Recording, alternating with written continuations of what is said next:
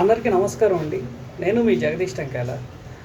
Hyderabad metro ప్రాజెక్ట్ని నడపలేమని చెప్పేసి L&T చేతులు ఎత్తేసింది. మనందరికీ తెలిసిన విషయం. హైదరాబాద్ మెట్రో ప్రాజెక్ట్ని ఎల్ఎన్టీ అలాగే అప్పట్లో కేంద్ర ప్రభుత్వం కలిసి సంయుక్తంగా ప్రాజెక్టుని నిర్వహించారు.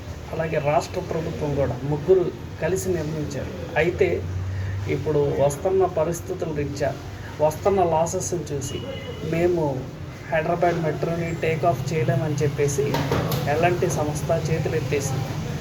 ఇంతకుముందు మెట్రో ప్రాజెక్ట్ని ఎలా రన్ చేసేవాళ్ళంటే పెట్టుబడులు అంటే కేంద్ర ప్రభుత్వం సగం, రాష్ట్ర ప్రభుత్వం సగం, అలాగే ఎల్ఎన్టీ సగం, వీళ్ళ ముగ్గురు ఖర్చులు భరించి మెట్రోని రన్ చేసేవాళ్ళు.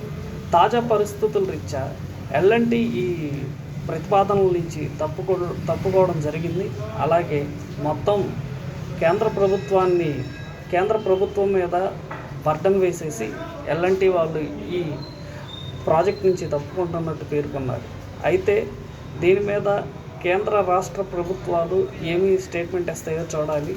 హైదరాబాద్ మెట్రో అనేది ఒక కళ.